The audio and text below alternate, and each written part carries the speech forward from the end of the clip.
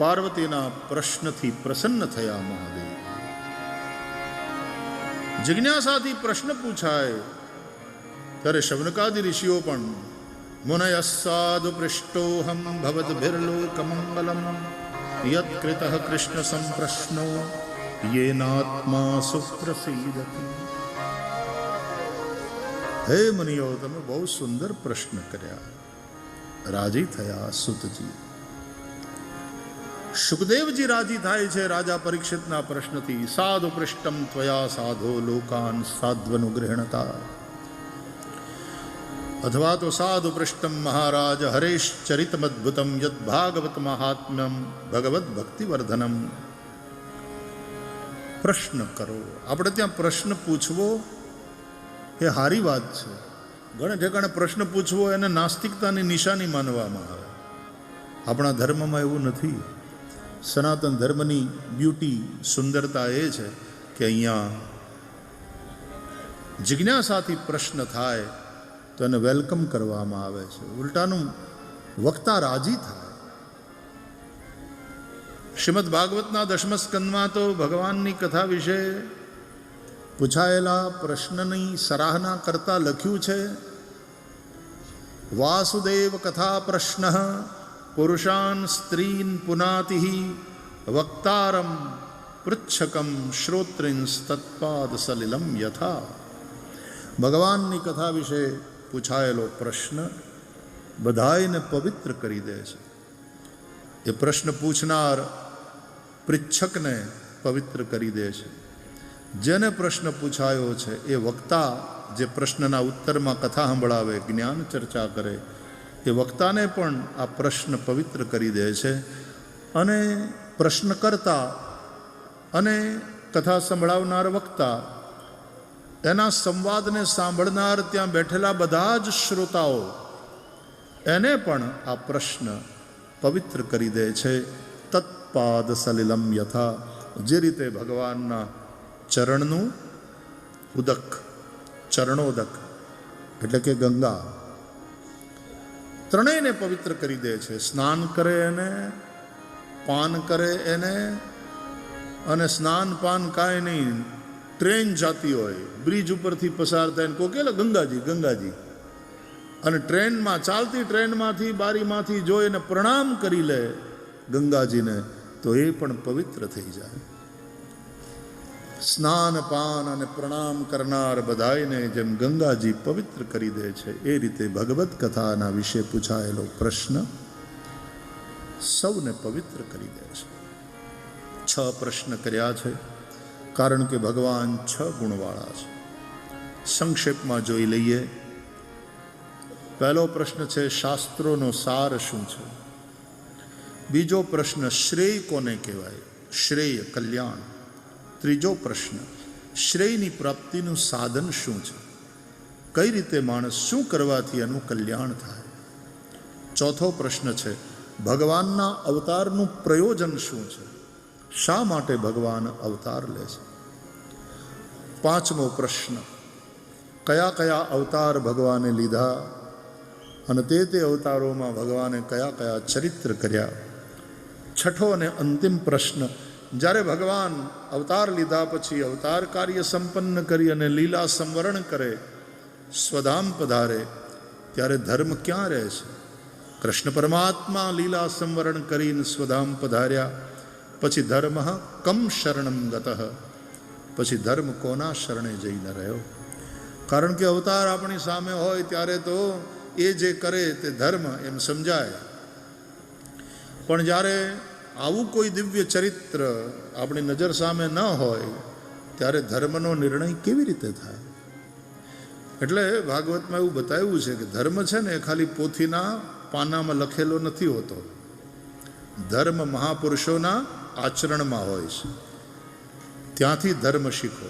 ધર્મની જાણકારી તમને પોથીના પાના વાંચીને થશે, પણ ધર્મમાં પ્રેરિત તો મહાપુરુષોના ચરિત્ર જ કરે. અને એટલા માટે ભાગવતમાં માત્ર અવતારોની કથા નથી, ભાગવતમાં ભગવાનના ભક્તોના ચરિત્રોનું પણ નિરૂપણ છે. અને એટલા માટે આ ભાગવત પુરાણ વિદ્વાનો કહે છે માત્ર ભગવાનના અવતારો અને ભગવાનની કથાનું મહત્વ હોત તો આનું નામ ભગવત પુરાણ હોત, પણ આનું નામ ભગવત પુરાણ નથી, આનું નામ ભાગવત પુરાણ છે. એનો અર્થ ભાગવતાનામ પુરાણમ, યાને ભગવાનના ભક્તોનું પુરાણ, ભગવાનના ભક્તોના ચરિત્ર જેની અંદર છે તે ભાગવત પુરાણ, એવો અર્થ વિદ્વાનોએ કર્યો છે. અને તેથી ભાગવતમાં મહત્વ છે ભક્તોના ચરિત્રનું. ભગવાનની ચર્ચા છે ભક્તોના ચરિત્રના માધ્યમથી છે. નરસિંહ ભગવાનની ચર્ચા એટલા માટે નીકળીને કે પ્રહલાદની કથા હાલતી હતી. જો પ્રહલાદની કથા જ ન ચાલતી હોત તો નરસિંહની ચર્ચા નીકળે જ નહીં. એટલે પ્રહલાદના માધ્યમથી નરસિંહ ભગવાનની ચર્ચા. શબરીને યાદ કરો તો રામને યાદ કરવા જ પડે.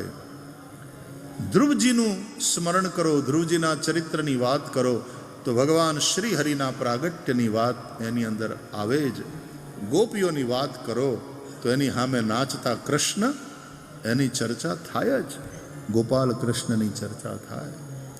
ગાયને યાદ કરો ને ગોપાલનું સ્મરણ ન થાય એવું બને. એટલા માટે આપણે ચર્ચા કરી હતી કે 4 વસ્તુ અભિન્ન રીતે કૃષ્ણ સાથે જોડાયેલી. કૃષ્ણ એટલે ગાય, કૃષ્ણ એટલે બાંસુરી, મુરલી, વેણું, કૃષ્ણ મોરપંખ. કૃષ્ણથી આ વસ્તુને જુદી ન કરી શકો. ભગવાનના મુખમાંથી નીકળેલી ગીતા, કૃષ્ણ, રાધા. તો ગાય, ગોપી, રાધા, વેણુ, મુરલી અને મોરપીંછ. આ 4 વગરના કૃષ્ણની તમે કલ્પના જ ન કરી શકો. કૃષ્ણનું ચિત્ર જ ન બને. રાધા ન હોય, ગાય ન હોય, વેણુ ન હોય, મોરપંખ ન હોય તો કૃષ્ણનું ચિત્ર બની જ ન શકે. તો ગોપી પ્રેમની વાત આવી એટલે કૃષ્ણની વાત આવી. તો ભગવાનના ચરિત્રો ભાગવતમાં છે, પણ ભગવાનના ભક્તોના ચરિત્રોના માધ્યમથી. એટલા માટે આનું નામ ભાગવત પુરાણ છે. ભાગવતાનામ પુરાણમ, ભાગવત પુરાણ. શ્રીમદ ભાગવત મહાપુરાણ એવું આનું નામ છે. ઇદમ ભાગવતમ નામ પુરાણમ બ્રહ્મ સંહિતમ. કેવું છે આ પુરાણ? બોલે બ્રહ્મ સંહિતમ. બ્રહ્મનો અર્થ અહીંયા થાય વેદ, વેદ સંમત. વેદોપનિષદામ સારાત જાતા ભાગવતી કથા. વેદોપનિષદના સારથી ભાગવતની આ કથાનો પ્રાદુર્ભાવ થયો છે. પુરાણમ બ્રહ્મ સંહિતમ. રામાયણ, રામચરિતમાનસની રચના કરતા તુલસીદાસજીએ પ્રારંભમાં બાલકાંડના મંગલાચરણમાં જ સ્પષ્ટતા કરી. નાના પુરાણ નિગમાગમ સંમતમ યદ રામાયણે નિગદિતમ ક્વચિદન્યતોપી સ્વાંત સુખાય તુલસી રઘુનાથ ગાથા ભાષા નિબંધમતિ મંજુલ માતનોતિ. નિગમાગમ સંમતમ યદ. નિગમ અને આગમ સંમત, વેદ સંમત. તો ઇદમ ભાગવતમ નામ પુરાણમ બ્રહ્મ સંહિતમ. ત્યાં બ્રહ્મનો અર્થ છે વેદ. 6 પ્રશ્ન કર્યા. ભગવાન 6 ગુણવાળા છે. ઐશ્વર્ય, વીર્ય, યશ, શ્રી, જ્ઞાન, વૈરાગ્ય.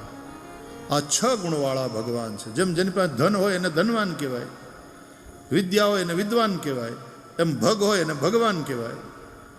ભગવાળા એ ભગવાન. આ 6 ભગ છે. અને તેથી 6 ગુણવાળા ભગવાનને જાણવા માટે 6 પ્રશ્ન કર્યા. એના જવાબમાં 12 સ્કંધમાં સુતજીએ કથા સંભળાવી. 12 સ્કંધની અંદર ભગવાનના 6 ગુણોનું વર્ણન કરવામાં આવ્યું. નૈમિષારણ્યમાં ઇતિ સંપ્રશ્ન સંવૃષ્ટો વિપ્રાણામ રૌમહર્ષણિ. આ જે સુતજી કથા સંભળાવે છે ને નૈમિષારણ્યમાં, એનું નામ રૌમહર્ષણિ. રૌમહર્ષણિ એનો અર્થ થાય રોમહર્ષણના દીકરા. શુકદેવને બાદરાયણી કહે છે, બાદરાયણના પુત્ર. એમ રોમહર્ષણ નામના સુત, રોમહર્ષણ વ્યાસજીના શિષ્ય છે, અને એના પુત્ર એટલે રૌમહર્ષણી એટલે ઉગ્રશ્રવા નામના સૂત. પોતાના બાપા પછી આ ઉગ્રશ્રવા નામના સૂત કથા સંભળાવે છે નૈમિષારણ્યમાં. પ્રશ્નથી પ્રસન્ન થયેલા એ ઉગ્રશ્રવા નામના સૂત ઋષિઓના પ્રશ્નોની સરાહના કરી પ્રવક્તુમ ઉપચક્રમે કથા સંભળાવવા તૈયાર થયા. તો પહેલા ભાગવતમાં જેના થકી પોતાનો પ્રવેશ થયો છે એને ગુરુરૂપ માની અને એ શ્રી શુકદેવજીને પ્રણામ કર્યા. બોલીએ શ્રી શુકદેવજી ભગવાન કી. યમ વ્રવ્રજંતમનુપેતમપેત કૃત્યમ દ્વૈપાયનો વિરહ કાતર આજુહાવ પુત્રેતિ તન્મયતયા તરવોભિનેદુસ્તમ સર્વભૂત હૃદયમ મુનિમાનતોસ્મિ. યસ્વાનુભાવમખિલ શ્રુતિસારમેકમધ્યાત્મદીપમતિતીતિરશતાં તમોંધમ સંસારિણાં કરુણયા પુરાણગુહ્યમ તમ વ્યાસસૂનુમુપયામિ ગુરું મુનીનાં. નારાયણં નમસ્કૃત્ય નરં ચૈવ નરોત્તમં દેવીં સરસ્વતીં વ્યાસં તતો જયમુદીરયેત. બે શ્લોકમાં શુકદેવજીની વંદના છે. પહેલા શ્લોકમાં પિતાના ઘરને છોડીને વિરક્ત પરમહંસ શુકદેવ જે જઈ રહ્યા છે, વનમાં વિચરણ કરી રહ્યા છે, એવા વિરક્ત શુકદેવની વંદના છે. અને બીજા શ્લોકમાં પરીક્ષિત જેવા સંસારીઓ પર કરુણા કરી અને ભાગવતની કથા સંભળાવતા અનુરક્ત શ્રી કૃષ્ણ ચરણારવિંદાનુરક્ત એવા શુકદેવજીની વંદના છે. ઉગ્રશ્રવા નામના સૂત છે ને, એણે શુકદેવજી મહારાજ જ્યારે રાજા પરીક્ષિતને કથા સંભળાવતા હતા ગંગાના કિનારે, તો બીજા અનેક ઋષિમુનિઓ ત્યાં બેઠા હતા ને, એમાં આ ઉગ્રશ્રવા પણ ત્યાં હતા. એમણે પોતાની આંખે એ દૃશ્ય જોયું છે. શુકદેવજી અને પરીક્ષિતનો સંવાદ સાંભળ્યો છે, અને એટલા માટે એ જ સંવાદ પછી એ ઉગ્રશ્રવા નામના સૂત નૈમિષારણ્યમાં સંભળાવે છે. જેની પ્રેરણાથી જે ગ્રંથમાં તમારો પ્રવેશ થયો હોય એને ગુરુરૂપ માનીને ગ્રંથની કથા કહેતા પહેલા એનું સ્મરણ કરવાનું કૃતજ્ઞતાપૂર્વક. અને તેથી બે શ્લોકમાં શુકદેવજીની વંદના કરી, ભગવાન નરનારાયણની વંદના કરી, દેવી સરસ્વતીને વંદન કરી, ભગવાન વેદવ્યાસને જેણે આ ભાગવતની રચના કરી એની વંદના. નરનારાયણ વ્યાસ ભગવાન જેણે રચના કરી ભાગવતની, અને સરસ્વતી જેની કૃપાથી આ ભાગવતનું ગાયન થઈ શકે છે, એ સૌની વંદના કરીને પછી સુત મહારાજે નૈમિષારણ્યમાં કથાનો મંગલ પ્રારંભ કર્યો. ધર્મની ભક્તિપરક વ્યાખ્યા શ્રીમદ ભાગવતમાં છે. બધા જ ધર્માચરણ કરો. આ શરીર છે એ ધર્મ સાધન, શરીર માધ્યમ ખલું ધર્મ સાધનમ. शरीर मिला है मनुष्य का तो धर्माचरण करने के लिए मिला, लेकिन कौन सा धर्म श्रेष्ठ है? तो અહીંયા ભાગવતમાં બહુ અદ્ભુત વાત કરી છે કે મનુષ્યનો એ જ ધર્મ શ્રેષ્ઠ છે જેનું આચરણ કરવાથી માણસના મનમાંથી, હૃદયમાંથી નફરત, ઘૃણા આ બધું મટી જાય અને પ્રેમના અમૃતથી એ ભરાઈ જાય. સવૈ પુંસામ પરો ધર્મો યતો ભક્તિ અધોક્ષજે અહૈતુકી અપ્રતિહતા યયાત્મા સંપ્રસિદતી. અને એ પ્રેમ ભગવાન માટે થયો એનો અર્થ થાય ભક્તિ, અને ભગવાન માટેનો પ્રેમ એનો અર્થ થયો ભગવાન વ્યાપક છે એટલે જડ ચેતન બધા જ માટે પ્રેમ. આવો પ્રેમ કરાવે એનું નામ શ્રેષ્ઠ ધર્મ. ખરા તો એકચી ધર્મ જગાલા પ્રેમ અર્પાવે. મરાઠીમાં આવું એક પદ છે મહારાષ્ટ્રીયન ભક્ત કવિઓ. ખરા તો એકચી ધર્મ જગાલા પ્રેમ અર્પાવે. ખરા તો એકચી ધર્મ જગાલા પ્રેમ અર્પાવે. ખરા તો એકચી ધર્મ જગાલા પ્રેમ અર્પાવે. ખરા તો एक वही एकमात्र धर्म है जगाला जो जगत को प्रेम देता है, पावे. जगत से प्रेम करना सिखाता है. जगी जे दीन अति पतित, जगी जे दीन पद दलित.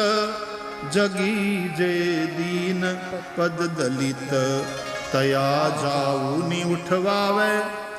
तया जाऊनी उठवावे. जगाला प्रेम अर्पावे. खरा तो एकची धर्म जगाला प्रेम अर्पावे. जगत में जो दीन है, अति पतित है, जो दीन है, पद दलित है, तया जाऊनी उठवावे. तिकडे जा तुम्ही, त्यांना उठवावा. उन्हें उठाओ, उन्हें हृदय से लगाओ, उन्हें अपनाओ. उनकी उन्नति कैसे हो, उनका विकास कैसे हो, ये सुनिश्चित करो. यही एकची धर्म. सदा जे आर्त अति विकल. મહારાષ્ટ્રના સંતો, મહારાષ્ટ્રના એ ભક્ત કવિઓની વાણી, મરાઠી ભાષા. પટણ બધી જગ્યાએ ભાષાના ઝઘડા હાલે. ભાષા માટેનો તો પ્રેમ હોવો જોઈએ. ભાષાને ધર્મમાં લાદવાની વસ્તુ નથી, એ સ્વીકારવાની, પ્રેમથી સ્વીકારવાની બાબતો છે. અને मला मराठी आवडते. मराठी हा माझी आवडती भाषा आणि मी मराठी बोलू शकतो, कारण महाराष्ट्रामध्ये माझा वास्तव्य. आम्ही मुंबईकर, त्यासाठी मराठी बोलू शकतो, समजू शकतो. हा माझी आवडती भाषा.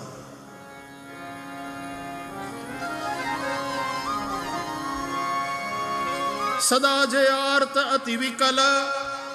जयाना गांजती सकल.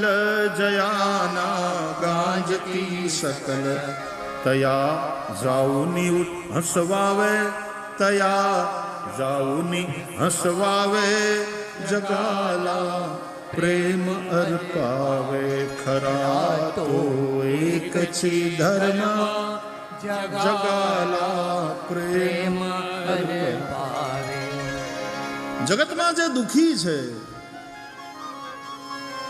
વ્યાકુળ છે, સંકટથી ઘેરાયેલા છે, ત્યાં જઈ અને એની મદદે માણસ દોડે. અને દુઃખી હોય એના મોઢા ઉપર એક સ્માઇલ મૂકે. બીજું કઈ ન આપી શકો તો ઘેર ગયું એક સ્માઇલ તો આપો યાર. એક સ્માઇલ તો આપો. તમે કોઈની મદદ ન કરી શકો ને તમે ના પાડો એનો વાંધો નહીં, પણ ના પાડ્યાની પીડા તમારા હૃદયમાં હોય ને તો સામેવાળાની પીડા ન થાય કે કાંઈ વાંધો નહીં બાપા, કાંઈ વાંધો નહીં.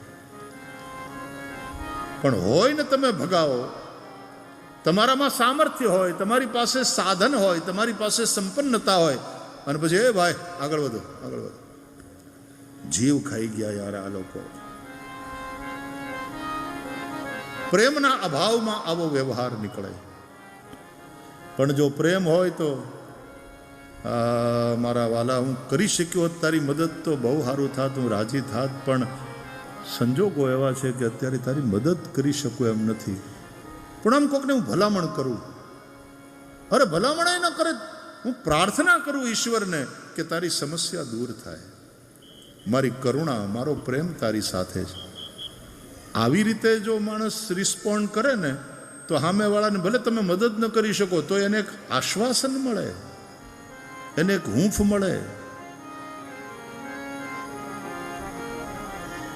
તયા જાઉની હસવાવે, જગાલા પ્રેમ અર્પાવે. કુણાના વ્યર્થ હિણવાવે, કુણાના વ્યર્થ શિણવાવે, સમસ્તા બંધુ માનાવે, જગાલા પ્રેમ અર્પાવે. પ્રભુ ચિલે કુરે સારી, તયાલા સર્વહી પ્યારી, તયાલા સર્વહી પ્યારી. કુણાના તુચ્છ લેખાવે, આહા, કુણાના તુચ્છ લેખાવે, જગાલા પ્રેમ અર્પાવે. ખરા તો એક છી ધર્મ, જગાલા प्रेम अर्पा। प्रभु चिले करे सारी, सब ईश्वर की, उस एक ईश्वर की ही संतान है और उस परमात्मा को सब प्यारी है अपनी संतान। इसलिए कुणाना तुच्छ लेखावे, किसी को भी तुच्छ मत समझना, यही एक श्रेष्ठ धर्म है। खरा तो एक ची धर्म, असे हे सार धर्माचे, असे हे सार सत्याचे, असे हे सार सत्य। हे એટલે આજ ધર્મનો સાર, આજ સત્યનો સાર શું કે પરાર્થા પ્રાણ હી દ્યાવે, પરાર્થા પ્રાણ હી દ્યાવે, જગાલા પ્રેમ રે ભાવે। ભાગવતમાં રાજા રંતિદેવનું ચરિત્ર આવે છે, શિબી રાજાની કથા આવે છે, રામાયણમાં આપણે જટાયુની કથા સાંભળીએ છીએ। પરાર્થા પ્રાણ હી દ્યાવે, જગાલા પ્રેમ અર્પાવે, ખરા તો એક ચી ધર્મ, जगाला प्रेम अर्पा। तो इंसान इंसान से प्यार करे, इंसान मनुष्येतर जो जीव सृष्टि है उससे प्यार करे, करुणा से भर जाए, किसी को मारे नहीं, हिंसा करे नहीं। इंसान जिस देश में, जिस वतन में, जिस राष्ट्र में रह रहा है उसके प्रति वफादार रहे, वतन परस्ती। खरा तो एक ची धर्म है, मनुष्यनो ए ज श्रेष्ठ धर्म छे जे तमने आवा प्रेम थी, करुणा थी भरे, सत्य थी युक्त करे। पूज्य मुरारी बाबू एटला माटे सत्य, प्रेम अने करुणा त्रण शब्दों पर बहु भार आपी आपीने दरेक कथामां बोले छे। सत्य, प्रेम अने करुणा, धर्म ने दूसर सत्य समाना। पण ए धर्म कयो, ए सत्यનું આચરણ ક્યારે સાચું કહેવાય કે જો તમે પ્રેમથી ભરાઈ જાઓ, પ્રેમથી યુક્ત થઈ જાઓ, તમારા હૃદયમાં કરુણા આવે। તો સતત આ વાત કે ધર્મનો સંબંધ કરુણા સાથે છે, કટ્ટરતા સાથે નહીં। ધર્મનો સંબંધ પ્રેમ સાથે છે, ઘૃણા અને નફરત સાથે નહીં। ધર્મનો સંબંધ સત્ય સાથે છે, સત્ય, પ્રેમ અને કરુણાનો આ ધર્મ। શ્રીમદ ભાગવત કહે છે એ જ મનુષ્યનો સર્વશ્રેષ્ઠ ધર્મ છે. સવૈ પુંસામ પરો ધર્મો યતો ભક્તિ અધોક્ષજે અહૈતુકી પ્રતિહતા યયાત્મા સંપ્રસિદ્ધતી. અને ભક્તિ જ એ શક્તિ છે જેને લઈ અને સર્વેશ્વર પરમાત્મા અવતાર લે છે, સગુણ સાકાર બનીને આવે છે. એવી 24 અવતારોની કથા તે શ્રીમદ ભાગવતની કથા. સનતકુમાર કૌમાર સર્ગ, અને પછી વરા ભગવાન, ને પછી દેવર્ષિ નારદ, ને પછી નરનારાયણ, આવી રીતના 4 અવતારો. પંચમઃ કપિલો નામ સિદ્ધાનામ કપિલો મુનિ. 5મો અવતાર તે કપિલ અવતાર, સાંખ્યશાસ્ત્રના ગાયક. 6ઠો અત્રિ અનસૂયાને ત્યાં દત્ત અવતાર. 7મો એ રુચિ ઋષિ અને આકૃતિથી થયેલો યજ્ઞાવતાર. 8મો તે નાભિરાજાને ત્યાં મેરુદેવીથી થયેલો ઋષભાવતાર. આ ઋષભદેવ એ જૈન પરંપરામાં પ્રથમ તીર્થંકર, જેનું બીજું નામ આદિનાથ. વૈષ્ણવો એને 8મો અવતાર ગણે છે. 9મો અવતાર પૃથુ, 10મો અવતાર મત્સ્ય, 11મો કૂર્મ, 12મો ધન્વંતરી, 13મો મોહિની, 14મો નરસિંહ, 15મો વામન, 16મો પરશુરામ, 17મો વેદવ્યાસ, 18 મર્યાદા પુરુષોત્તમ રામ, 19 અને 20 બલભદ્ર અને શ્રી કૃષ્ણ, પછી બુદ્ધ, કલ્કી આદિ અવતારો.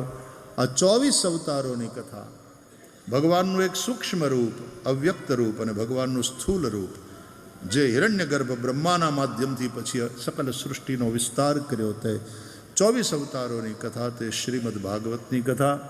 વ્યાસજીએ રચ્યું, શુકદેવને ભણાવ્યું, શુકદેવે રાજા પરીક્ષિતને સંભળાવ્યું. 7 દિવસમાં રાજા પરીક્ષિતની મુક્તિ થઈ. સુતજી કહે છે ઉગ્રશ્રવા કે મેં પણ સાંભળ્યું, અને આજે હે ઋષિઓ નૈમિષારણ્યમાં આપ સૌની સામે એ જ ભાગવતનું હું ગાયન કરું છું. ત્યારે શૌનકાદિ ઋષિઓએ સૂતને કહ્યું, સૂત મહાભાગવદનો વદતાંબર કથામ ભાગવતીમ પુણ્યામ યદાહ ભગવાન છુકઃ કસ્મિન યુગે પ્રવૃત્તેયમ સ્થાને વા કેન હેતુના કુતઃ સંચોદિતઃ કૃષ્ણઃ કૃતવાન સંહિતામ મુનિ. ભાગવતની રચના વ્યાસજીએ કરી તો ક્યારે, ક્યાં, કોની પ્રેરણાથી અને કેન હેતુના, કયા પ્રયોજનથી? ભાગવત વ્યાસજીએ પોતાના દીકરા સુખદેવને ભણાવ્યું તો સુખદેવ જેવા પરમહંસ પરમ જ્ઞાની, જેને માટે હવે કાંઈ કરવાનું, કાંઈ શીખવાનું બાકી નથી રહ્યું, એ ભાગવત શું કામ ભણ્યા? અને આવા પરમહંસ પરિવ્રાજક, સતત વિચરણ કરનારા, 7 દિવસ પલાઠી મારીને બેહી જાય અને મૌની એ મૌન છોડી મુખર બનીને કથા સંભળાવે. સુખદેવ જેવા પરમહંસ એ કંઈ કથાકાર થોડા છે, પણ તો એમણે કથા કરી. કેમ? એ ભાગવત શા માટે ભણ્યા? અને ભણ્યા તો ભણ્યા, એ પછી પાછા કથા સંભળાવી. પરમહંસ તો સામાન્ય રીતે નિવૃત્તિ માર્ગનો પથિક હોય છે, એ આવી પ્રવૃત્તિમાં કેમ લાગ્યા? અને રાજા પરીક્ષિત ચક્રવર્તી સમ્રાટ, એવું તે શું થયું કે સત્તા છોડી, અન્ન જળનો ત્યાગ કરી, ગંગાના કિનારે પલાઠી મારીને બેસી ગયા? એમણે સુખદેવજીના મુખે 7 દિવસ કથા સાંભળી. મને આ બધી જ કથાઓ સંભળાવો. ત્યારે શ્રી સુત મહારાજ આગળની કથા કહે છે. આપણે આવતીકાલે જ છે ને કૃષ્ણ જન્મ સુધીની યાત્રા કરવી છે. હજી આપણે પ્રથમ સ્કંદમાં છીએ, પણ પોગી જાશું. પરમેશ્વર હારે હોય ને, માણસ હંમેશા પોગી વળે, પૂગી જાય. પણ કાલે થોડી કથા થોડી જરાક વધારે હાલશે, એટલે તૈયારી સાથે આવજો. અને જરા હમાયે હવારનો નાસ્તો કરીને આવજો, શિરામણ જરાક હરખી રીતે કરીને આવજો. હું ઉત્તર પ્રદેશમાં પણ ક્યાંય ને ક્યાંય કથા કરતો, એટલે સામાન્ય રીતે બેન પણ ત્યાં ખબર પડે ને અમારે ફોનથી વાત થાય, એટલે બેન લગભગ આવવાનું ગોઠવે. હવે અયોધ્યામાં કથા હતી તો ત્યાં પણ ગવર્નરના રૂપમાં બેન પધાર્યા અને આજે અહીંયા પણ પાટણમાં આપ આવ્યા છો. આપનું સ્વાગત છે. વ્યાસપીઠ આપનું સ્વાગત કરે છે અને ખૂબ પ્રસન્નતા વ્યક્ત કરે છે. હું બહુ સમયસર કથાને અહીંયા વિરામ આપું. આપ સૌ થોડી વાર બેઠા રહેજો. મેં કીધું ને આજે સમયસર પૂરું કરું છું એટલે બહુ ઉતાવળ નહીં કરતા. આપણે સ્થાન પર બને રહીએ. બહેનનું સ્વાગત કરીશું, થોડી સૂચનાઓ અપાશે અને પછી આપણે આરતી કરીશું. આઈએ. હરિ શરણમ હરિ શરણમ હરિ શરણમ હરિ શરણમ શરણમ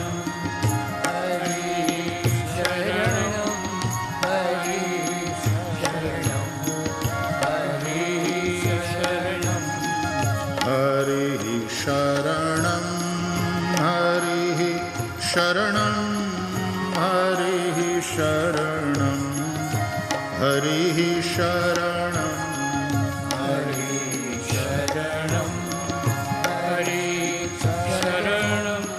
હરિ શરણમ હરિ